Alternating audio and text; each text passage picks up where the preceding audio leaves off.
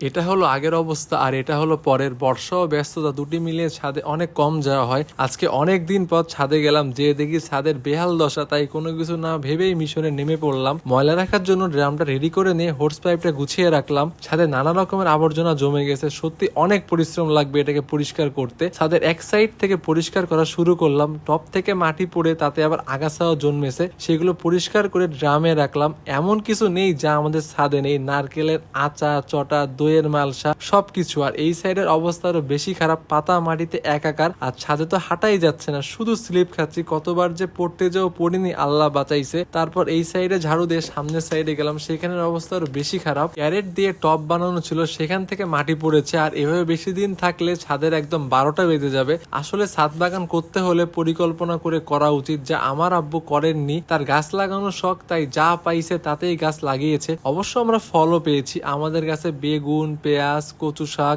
আম, লেবু, পেয়ারা, আবার এবারে একটা ড্রাগন ফল হয়েছে, যেটা কবে খাবো তার জন্য বেশ এক্সাইটেড। এই কাদাগুলো ঝাড়ু দিয়ে অ্যাকুমুলেট করে ফেলে দিলাম। মাঝের ওই জায়গায় টব বেশি ঘিজিমিজি ছিল, তাই ফাঁকা ফাঁকা করে রাখছিলাম। এরপর বেশি করে পানি দিয়ে ঝাড়ু দিচ্ছিলাম, প্রতিটা কোনায় পাইপ দিয়ে পানি দিয়ে ময়লা কাদাগুলো সুন্দর করে ধুয়ে নিলাম। ড্রাম ময়লা একদম হাউসফুল হয়ে গেছে, পানি দিতে দিতে দেখি পাইপটাও ফেটে গেছে, এটাও ঠিক করে আবারও ঝাড়ু দেওয়া শুরু করলাম। বেশ ভালোই লাগছিল, ছাদটা বেশ পরিষ্কার লাগছিল। সত্যি সবশেষে আফসোস হচ্ছিল, ব্যস্ততার মাঝেও উইকেন্ডে যদি সময় দেওয়া হয় তাহলে এত কষ্ট একসাথে করতে হতো না। তাই আমার মতো ভুল আপনারাও করবেন না।